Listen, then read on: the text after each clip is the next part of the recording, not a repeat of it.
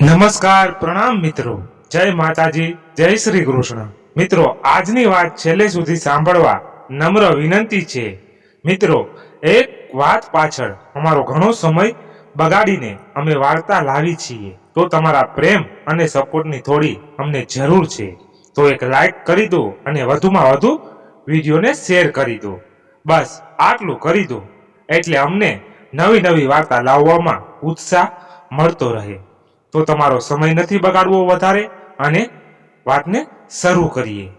તો ચાલો. ઉર્વીએ એક ટીપ હાઈ ક્લાસ પરિવારની દીકરી છે. ખૂબ જ શ્રીમંત પરિવારમાં, પરંતુ સંસ્કારી સાથે તેનો ઉછેર થાય છે. પિતા નચિકેતભાઈ અને માતા નિશિતા બહેનની તે એકમાત્ર દીકરી છે. શહેરની શ્રેષ્ઠ શાળામાં તે અભ્યાસ કરે છે. આજે સ્કૂલે એક ખાસ લેક્ચરનું આયોજન થયેલું હતું, જેનો વિષય હતો પંચતત્વ, એટલે કે પ્રકૃતિના મૂળભૂત 5 તત્વો કે જેના વગર આપણું જીવન અધૂરું. પણ આ સર શું કહી રહ્યા હતા કંઈ સમજાતું નથી. ઉર્વી, દિયા, આજે આ શું કીધું જોશી સરે? આપણી અંદર પંચતત્વો અને એને જાગૃત કરી શકાય. મને તો આ બધું એક મજાક લાગે છે. દિયા, હા, મને પણ. પ્રકૃતિના 5 તત્વો જળ, પૃથ્વી, અગ્નિ, આકાશ અને હવા આપણામાં સમાયેલ છે અને આપણને તેને જાગૃત કરવાના છે. શું કરવું તેના માટે? ચાલ, હું બાકસ લઈ આવું. અગ્નિ તો એમ જ જાગૃત થઈ જશે.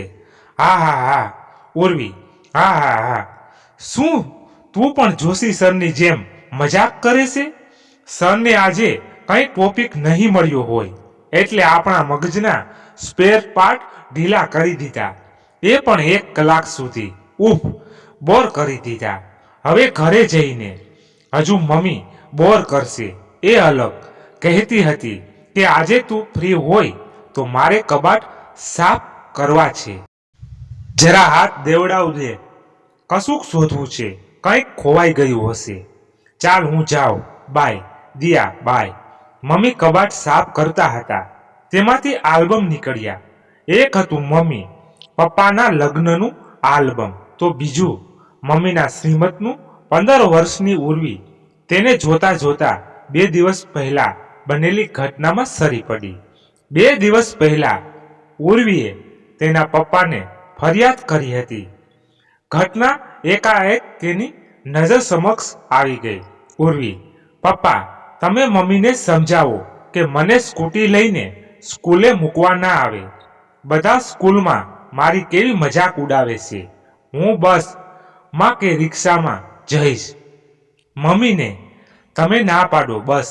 પપ્પા, બેટા, પણ તને શું તકલીફ છે? મમ્મીથી બધા તારી એવી તો શું મજાક કરે છે કે તું મમ્મીને મૂકવા આવવાની ના પાડે છે. મમ્મી સાંભળતા નથી ને તેની ખરાઈ કર્યા બાદ. ઉર્વી, પપ્પા, તમને મમ્મી કેમ ગમી એ જ મને તો ખબર નથી પડતી. જુઓ તો ખરા એનું શરીર કેવી જાડી છે. કોઈ પણ પ્રકારના કપડાં પહેરે સારા જ નથી લાગતા. મારી ફ્રેન્ડની મમ્મી એક દિવસ સ્કૂલે જીન્સ ને શોર્ટ ટી શર્ટ પહેરીને આવી તો બીજે દિવસે મમ્મીએ મને સારું લગાડવા જીન્સ ને ટી શર્ટ પહેર્યું. તે દિવસે મને ખબર પડી કે તેના પેટ પર તો ચામડીના કેવા લીટા લીટા છે.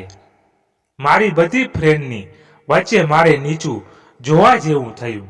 તમે પ્લીઝ મમ્મીને સમજાવો ને કે મને મૂકવા ના આવે. અને હા, તમે એને કહો કે મારી ફ્રેન્ડની મમ્મી કરે એવું બધું જ એને સારું ના લાગે.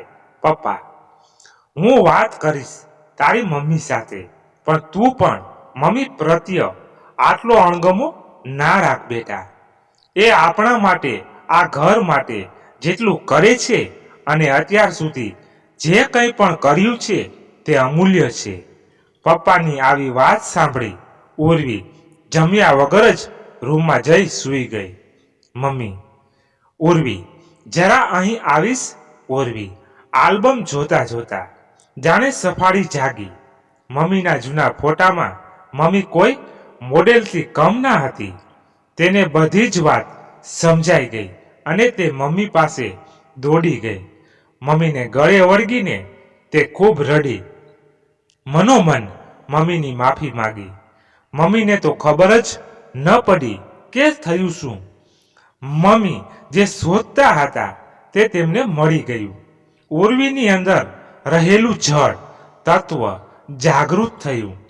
તેની મમ્મી માં તેને પ્રકૃતિના જળ તત્વના દર્શન થયા.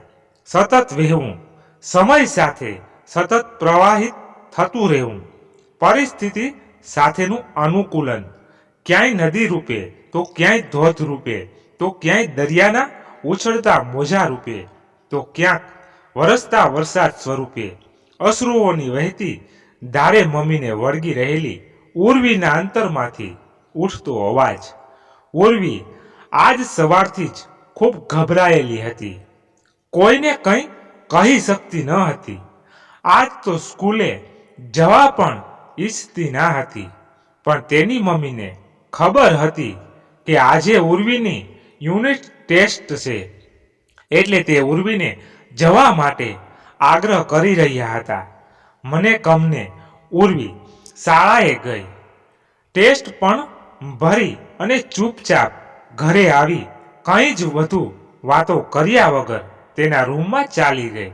એ પછી 2 દિવસ એ શાળાએ જ ન ગઈ. નિશિતા બહેન ખૂબ ચિંતા કરતા હતા કે ઉર્વીને થયું શું, પણ તેઓ કંઈ જાણી ના શક્યા. સાંજે ઉર્વીના પપ્પા ઘરે આવ્યા ત્યારે તેના મમ્મી એ બધી વાત કરી. નચિકેતભાઈ, આજે ઉર્વીની શાળાએથી તેના મેડમનો ફોન હતો. મને નિશિતા બહેન, શું થયું?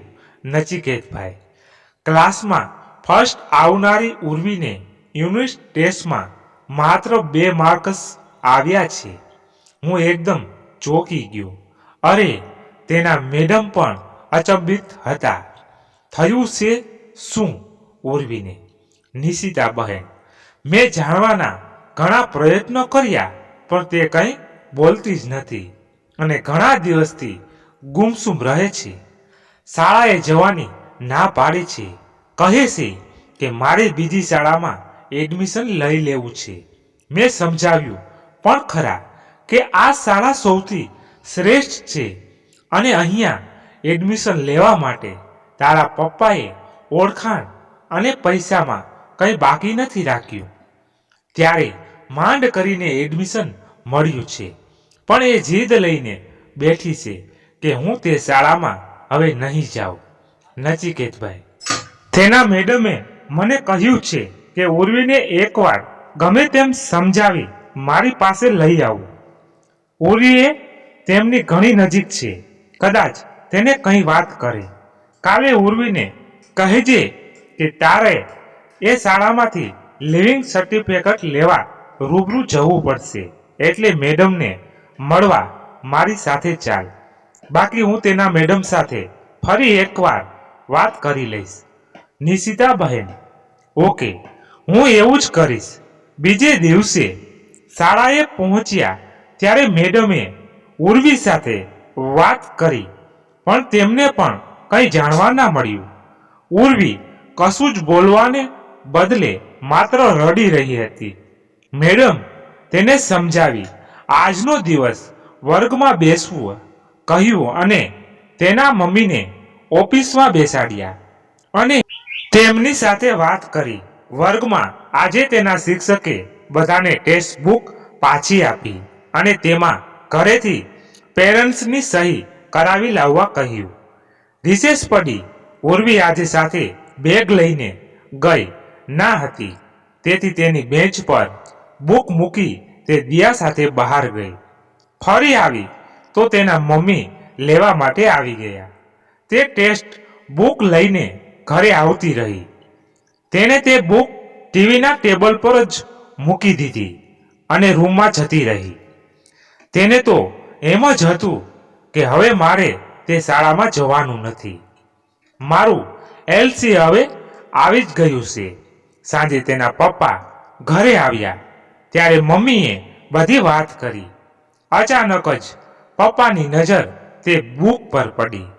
તેણે હાથમાં બુક લઈને જોયું તો તેમાં એક લેટર હતો જેનાથી ઉર્વી અજાણ હતી. પપ્પાએ તે પૂરો લેટર વાંચ્યો. તેમાં લખેલું હતું, સારું થયું તને અકલ આવી ગઈ. હવે આ શાળામાં રહેવું હોય તો મોં બંધ કરીને જ રહેવાનું. બાકી તારું નામ બદનામ કરતા મને માત્ર એક ક્ષણનો જ સમય લાગશે.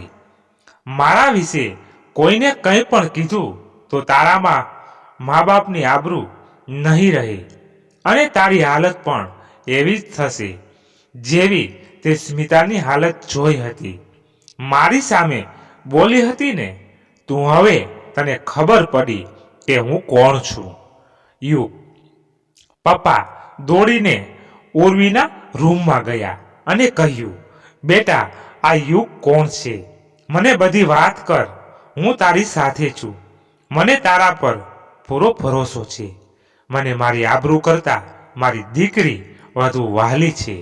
શું થયું કહે મને. તારા પપ્પામાં બધાને પહોંચી વળવાની તાકાત છે.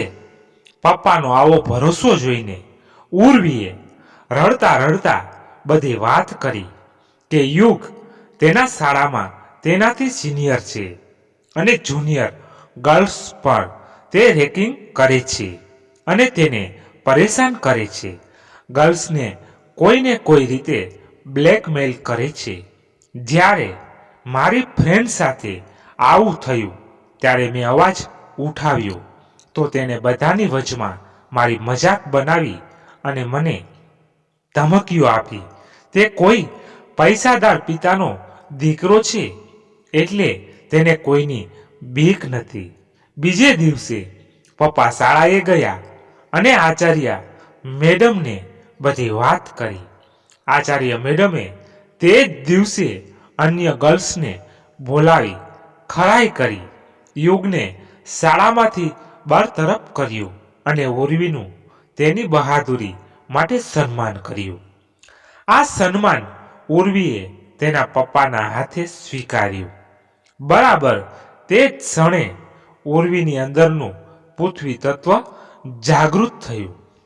પપ્પા માં તેને પ્રકૃતિના પૃથ્વી તત્વના દર્શન થયા. પૃથ્વી તત્વ નક્કર મજબૂત અડીખમ. ઉર્વીના અંતર મનમાંથી ઉઠતો અવાજ તારા દૂર દૂરના પ્રવાસે નીકળ્યો હતો. હે પૃથ્વી ને ચરણ ક્યાં જતાકને અટકીને ઊભા રહ્યા. ચરણો ચાલી ચાલીને પોતાના ઘર આંગણે પોતાની સામે તો આવીને ઊભા રહ્યા. ઉર્વી હવે કોલેજમાં આવી ગઈ હતી. આમ તો તે તેના માતા પિતાની એકની એક દીકરી હતી. તેને ભાઈ કે બહેન ના હતા, પરંતુ તેના પડોશી કંચનબેનના દીકરા કૌશલને તે ભાઈ ગણતી. કૌશલને એક સગી બહેન પણ હતી, પરંતુ કૌશલ ઉર્વીને સગી બહેન કરતા વિશેષ ગણતો. બંને સાથે એક જ કોલેજમાં અભ્યાસ કરતા હતા. કોલેજમાં આવવા જવાનું સાથે જ હતું. ઉર્વીના મમ્મી પપ્પાને કૌશલ પર સંપૂર્ણ ભરોસો હતો. કૌશલ હતો પણ એવો જ સ્વભાવે એકદમ શાંત અને તેની ઉંમર કરતા ઘણો વધુ પરિપક્વ. ઉર્વીનું તે કોલેજમાં પણ ખૂબ ધ્યાન રાખતું. ધ્યાન પણ એવી રીતે કે ઉર્વી પોતાની કોલેજ લાઈફ એન્જોય કરી શકતી હતી. તેને કૌશલ તરફથી કોઈ એવું બંધન નડતું ના હતું. બસ ઉર્વીની તબિયત ગમે ત્યારે ખરાબ થઈ જતી એટલે એ બાબતે કૌશલ થોડી વધુ કેર કરતો. ભાઈ બહેનનો પ્રેમ એટલો કે બંને એકબીજા વગર ચાલતું નહીં. ખટ્ટી મીઠી તકરાર થાય પણ કૌશલ હંમેશા સંભાળી લેતું. ઉર્વી પણ પોતાના આખા દિવસની વાતો કૌશલ સાથે શેર ના કરે તો તેને ચેન ના પડતું. અલગ અલગ માના દીકરા દીકરી એટલે વાતો કરવા વાળા તો ઘણી વાતો પણ કરતા, પરંતુ બંનેના માતા પિતા સત્ય જાણતા હતા અને તેથી જ ઘરના કોઈ સભ્યોને કંઈ જ સમસ્યા ન હતી. એક દિવસની વાત છે. કોલેજમાં ઉર્વીની એક છોકરાએ મજાક ઉડાવી, એ પણ કૌશલ સાથે નામ જોડીને. એ દિવસે ઉર્વી ખૂબ ગુસ્સે ભરાઈ અને તેને મારવા દોડી. કૌશલે તેને શાંત પાડીને તેનાથી દૂર કરી. ઉર્વી, આજ તું વચમાં ના પડ્યો હોત ને તો તેને હું તો મારી જ નાખત. કૌશલ, એક કામ કરીએ, હું તારા માટે ન્યુક્લિયર હથિયારોની વ્યવસ્થા કરું છું, તું એ ટ્રાય કર તેને મારવા માટે. ઉર્વી, તને મજાક સૂજે છે? તે શું બોલ્યો તે સાંભળ્યું નહીં? કૌશલ, તો એક કામ કર, ચાકુ લે અને મારવા જ માંડ બધાને. પણ હા, પ્લાસ્ટિક વીંટી લેજે તારા કપડા પર, બાકી તારા ડ્રેસ ખરાબ થઈ જશે. રેનકોટ ચાલશે, લઈ આવી દઉં. ઉર્વી, બસ હવે ઇરિટેટ ના કર, એમ તો તને ફુદીનહરા ખવડાવી દઉં તો એક ધડાકે ફેર એમને એમ મરી જાય. કૌશલ, હા તો ચાલ હવે ઘરે, ભૂખ લાગી છે, બાકી કુદીનહરા ખાવી જ પડશે. આવીને આવી નોકચોક ચાલતી રહેતી અને બંને ભાઈ બહેનનો નિસ્વાર્થ પ્રેમ વધુ ને વધુ મજબૂત થતો જતો. ઘણો સમય આમને આમ વીત્યો. ઉર્વીની તબિયત વારે વારે વધુ ખરાબ રહેવા લાગી. માતા પિતા કહેતા કે કોઈ સારા ડોક્ટરને બતાવીને રિપોર્ટ કરાવી લઈએ, પરંતુ ઉર્વી હંમેશા તે વાત ટાળતી. પરંતુ આજે તો કૌશલ ઉર્વીને કંઈ કહ્યા વગર જ સીધો જ સારા ડોક્ટર પાસે લઈ ગયો. ડોક્ટરે કેટલાક રિપોર્ટ કરાવવા કહ્યું. ઉર્વીને ઘરે મૂકીને ઉર્વીના પપ્પા નચિકેતભાઈ અને કૌશલ સાંજે રિપોર્ટ લઈ ડોક્ટર પાસે ગયા. કૌશલ, સર, શું થયું છે ઉર્વીને? કેમ વારે વારે એની તબિયત બગડે છે? રિપોર્ટમાં શું આવ્યું? Doctor, look Kaushal, it is serious matter. હું તેના કોઈ ફેમિલી મેમ્બર સાથે વાત કરવા ઈચ્છીશ. કૌશલ, સર, આ ઉર્વીના ફાધર છે અને ઉર્વી મારા માટે મારી બહેન કરતાં પણ વિશેષ છે. તમે અમને કહી શકો છો. ડોક્ટર, ઉર્વીની બંને કિડની ફેલ થઈ ગઈ છે.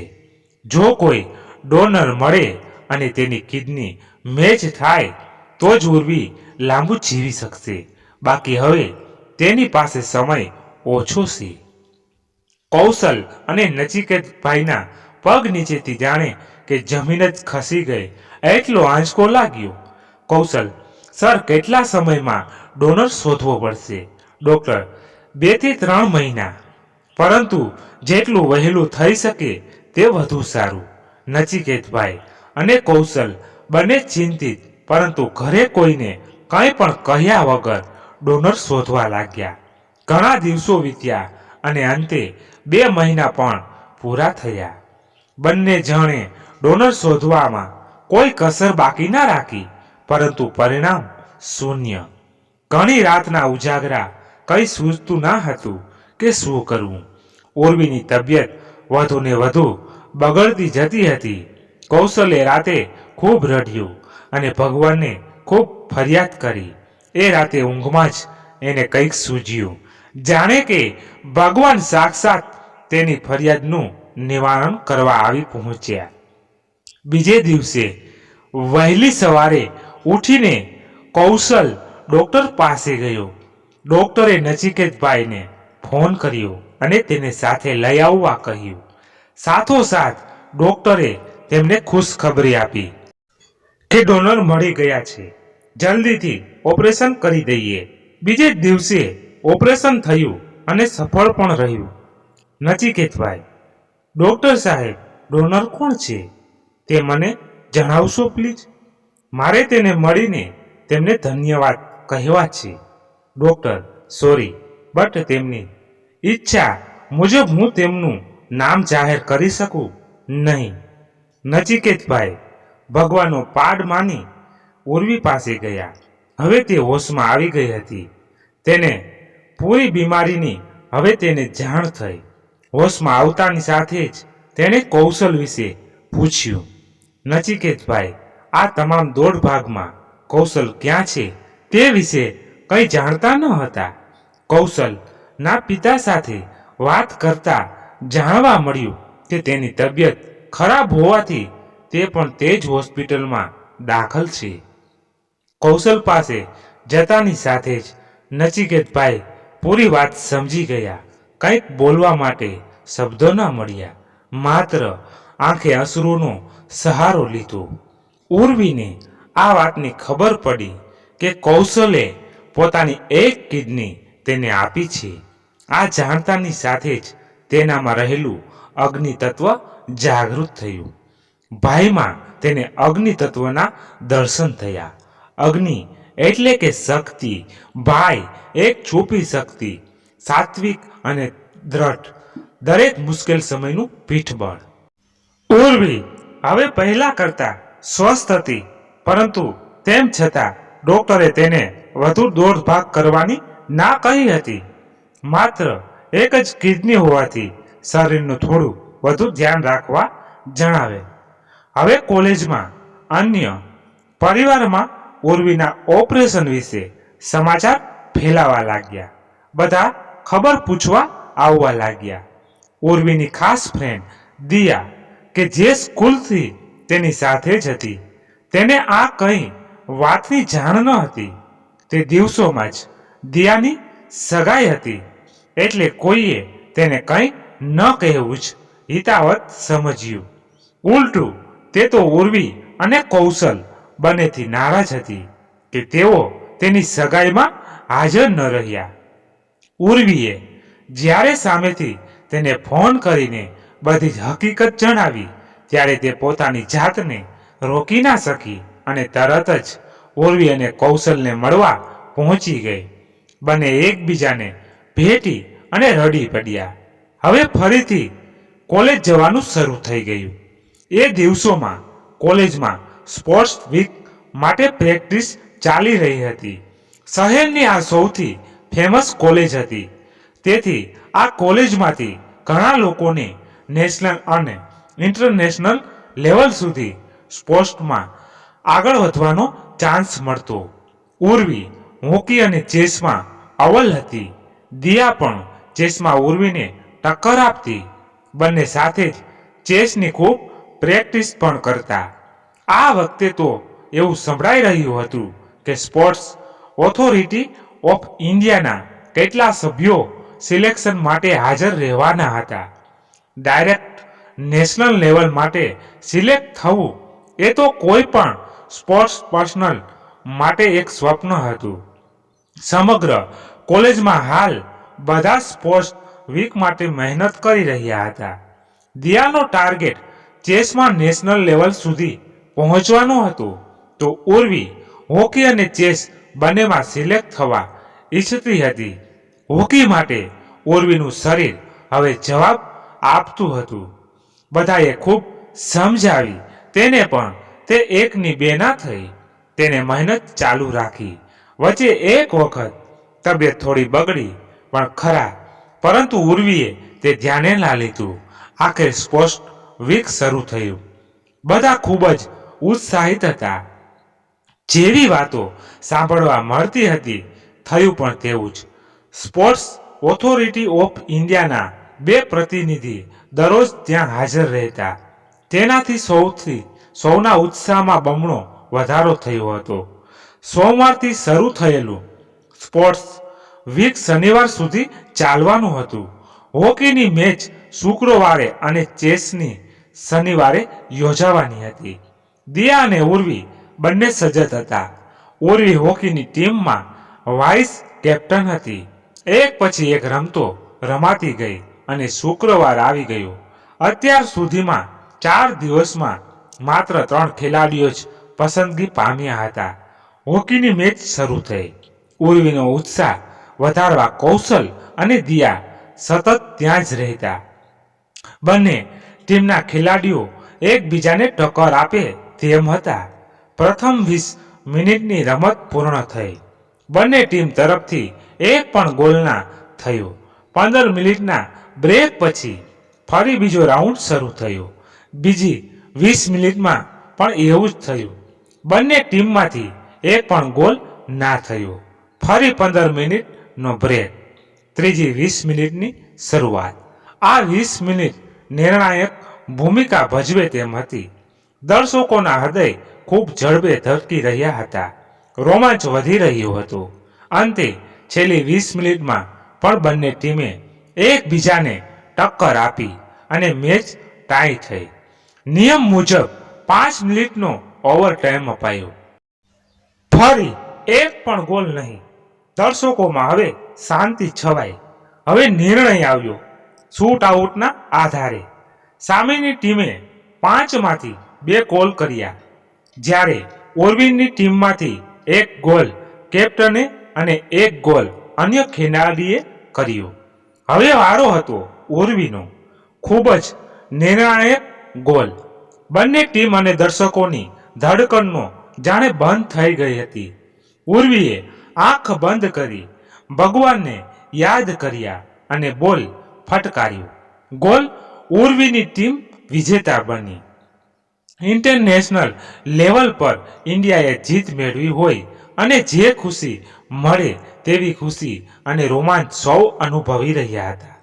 આજનો દિવસ તો ઉત્સાહમાં જ પસાર થઈ ગયો. શુક્ર અને શનિવારની રમતોમાં થયેલી ખેલાડીઓની પસંદગી શનિવારે જાહેર થવાની હતી. ચેસની મેચમાં ઘણા સ્પર્ધકો હતા. એક પછી એક ખેલાડીએ હરાવીને દિયા અને ઉર્વીએ અને બી વિંગ મરમાં અલગ અલગ સેમીફાઈનલમાં પહોંચી ગયા. બંને સેમીફાઇનલમાં જીતી ગયા. જે ડર હતો એ જ થયું. ફાઇનલમાં ઉર્વી અને દિયા આમને સામને. બંને સાથે પ્રેક્ટિસ કરી હોવાથી એકબીજાની ઘણી ચાલ જાણતા હતા. 2 કલાક કરતાં વધુ સમય થયો. દરેકને વિશ્વાસ હતો કે ઉર્વી જ જીતશે, પરંતુ છેલ્લી 15 મિનિટમાં દિયાએ બાજી પલટાવી દીધી અને જીત મેળવી. તાળીઓનો ગડગડાટ થયો. સ્પોર્ટ્સ ઓથોરિટી ઓફ ઇન્ડિયાએ જાહેરાત કરી. હોકીમાંથી 3 ખેલાડીઓની પસંદગી કરી. જીતેલી ટીમના કેપ્ટન અને વાઇસ કેપ્ટન તેમજ સામેની ટીમના કેપ્ટનની પણ પસંદગી થઈ. ચેસમાં તેઓએ કહ્યું કે જો અમારાથી શક્ય બની શકત તો અમે બંને ફિનાલિસ્ટને પસંદ કરત. બંને ફિનાલિસ્ટ એટલું સરસ રમ્યા છે, પરંતુ અમે માત્ર એકને જ પસંદ કરી શકીશું. તેથી તેઓએ વિજેતા દિયા પર પસંદગી ઉતારી. સીધું જ નેશનલ લેવલ પર રમવા મળશે તે જાણી સૌ કોઈની ખુશીનો પાર ના રહ્યો. રવિવારે જ ઉર્વીની તબિયત ફરી બગડી. ડોક્ટર પાસે જતા માલુમ પડ્યું કે વધુ પડતા દોડભાગ અને સ્ટ્રેસને લીધે આવું થયું છે. ડોક્ટરે હવે આવું ન કરવા સ્પષ્ટ જણાવ્યું. ડોક્ટરના કહેવાથી અને ઘરના દરેકની જીદને લીધે ઉર્વીએ હોકીમાંથી નામ પાછું ખેંચ્યું. સ્પોર્ટ્સ ઓથોરિટી ઓફ ઇન્ડિયાના સભ્યો આ જાણી ચોંકી ઉઠ્યા. તેણે પૂરી હકીકત જાણી અને ઉર્વીને પરવાનગી આપી. દિયાને સૌથી વધુ દુઃખ થયું.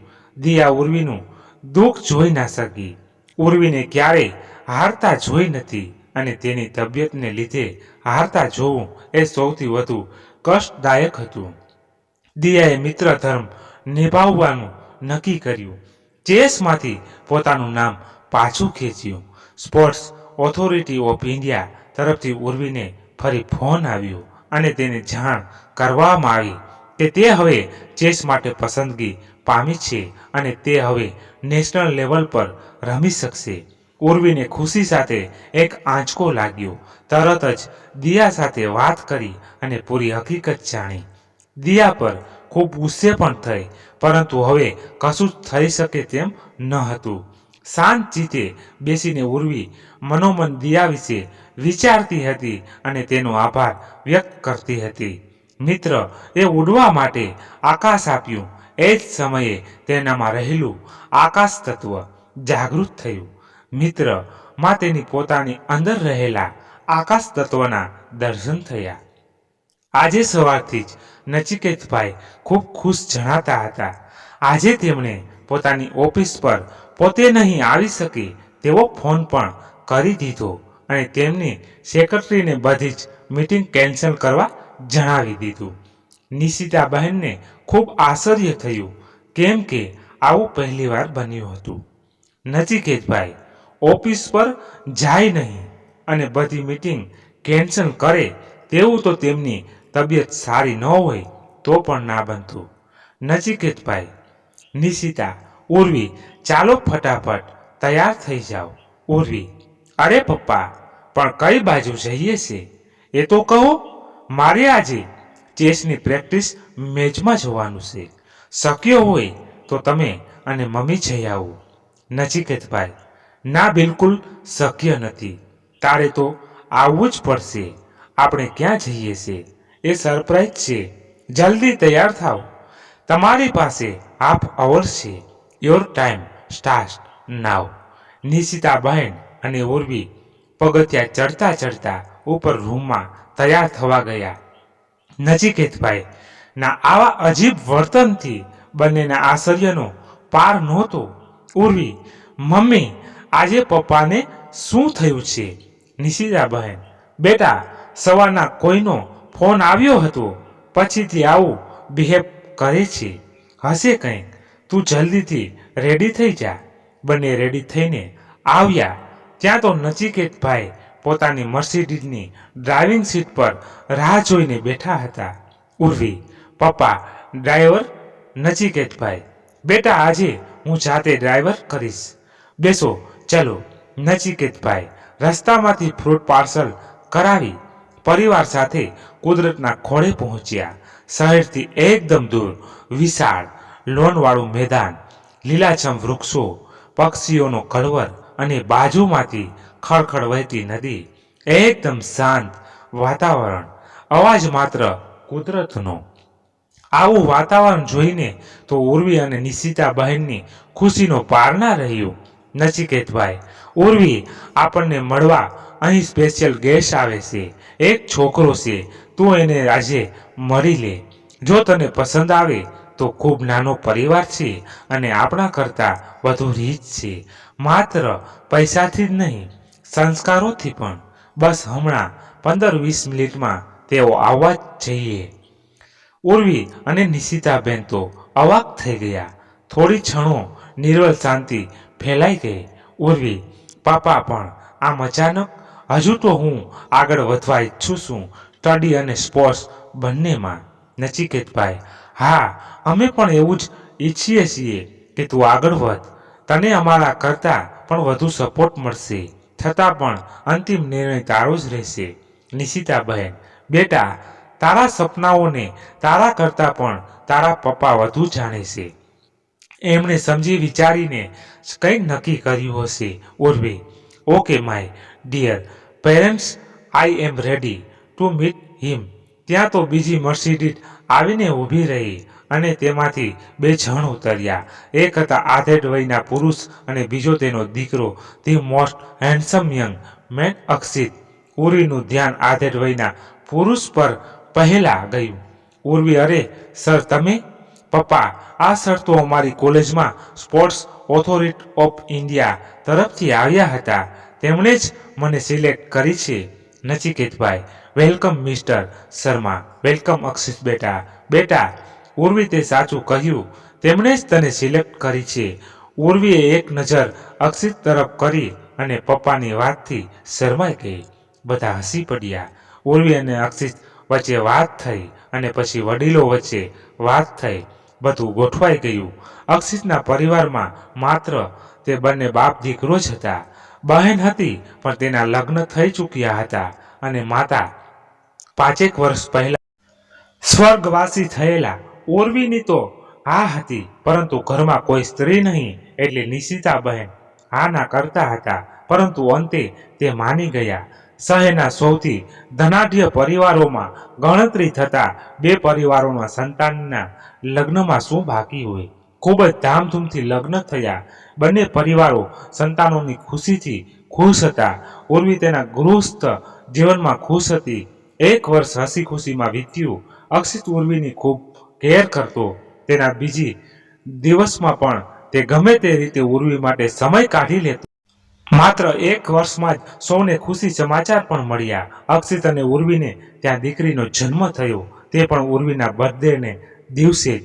દીકરીનું આગમન અને ઉર્વીના બર્થડેની ખૂબ રંગેચંગે ઉજવણી કરી. સૌ ખૂબ ખુશ હતા, પરંતુ આ બધામાં ઉર્વીનું ભણતર અને સ્પોર્ટ્સ બંને છૂટી ગયા. જ્યારે જ્યારે ઉર્વીને આ યાદ આવતું, ત્યારે એ આખો દિવસ દુઃખી રહેતી. દીકરી 11 માસની થઈ ગઈ. ઉર્વી હવે ઘરના ને ઘરમાં ખૂબ કંટાળી જતી હતી. નોકર ચાકરની કોઈ કમી ન હતી, તેથી ખાસ કંઈ કામ રહેતું નહીં. તેને પોતાનું કરિયર ડૂબતું દેખાતું હતું. અત્યાર સુધીની પોતાની મહેનત પર જાણે કે પાણી ફરી વળ્યું. ઘરમાં બેસી રહીને જિંદગી પસાર કરવી એ તેના માટે અસહ્ય દુઃખ હતું. તેમ છતાં પણ સંસ્કારી પરિવારની દીકરી ઉર્વી એક શબ્દ ના બોલી. અક્ષિતનો બિઝનેસ ખૂબ સારો ચાલતો. હવે તે એટલો બધો બીજી રહેતો કે પૂરતો સમય ઉર્વી અને દીકરીને આપી ના શકતો. બંને પરિવારના બંગલા બાજુમાં જ હતા, તેથી ઉર્વી ક્યારેક મમ્મી પપ્પા પાસે જઈને સમય પસાર કરતી. દીકરી 1 વર્ષની થઈ. પહેલો જન્મદિવસ. ઉર્વી અને દીકરીના જન્મદિવસનું ભવ્ય આયોજન કરવામાં આવ્યું. અક્ષિતે સરપ્રાઈઝ પાર્ટીનું આયોજન કરેલું. શહેરના અનધન્ય પરિવારોમાં આ આયોજન જોઈને મોંમાં આંગળા નાખી ગયેલા બોલિવૂડ સેલેબ્સ પણ પાર્ટીમાં હાજર હતા. બધા ખૂબ મોંઘીદાર ગિફ્ટ્સ લઈને આવ્યા હતા. અક્ષિત શું ગિફ્ટ આપશે તેના પર તો મીડિયાની પણ નજર હતી. કેક કટ થઈ. ધીમું ધીમું રોમેન્ટિક મ્યુઝિક વાગી રહ્યું હતું. એવામાં અક્ષિત માઇક હાથમાં લીધું. Akshit, welcome all ladies and gentleman. આજે મારા માટે ડબલ સેલિબ્રેશનનો દિવસ છે. કદાચ મારાથી વધુ આ પાર્ટીમાં કોઈ ખુશ નહીં હોય, પરંતુ હું આજે મારાથી પણ વધુ કોઈને ખુશ કરવા ઈચ્છું છું.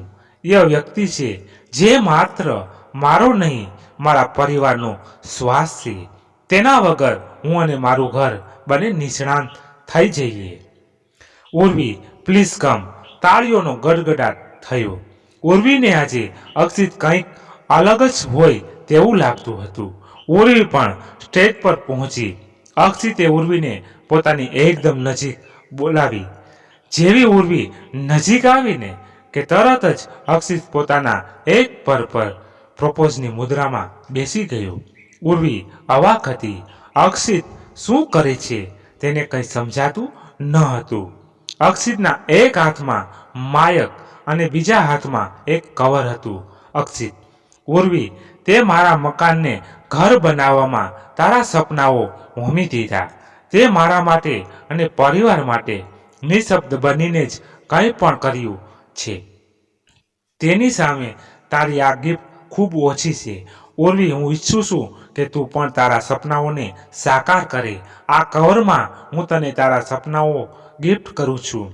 આ કવરમાં છે તારા હાયર એજ્યુકેશન માટેનું એડમિશન લેટર અને ચેસ માટેનું nomination letter. Happy birthday my sweet heart. ફરીવાર તાળીઓનો ગડગડાટ થયો.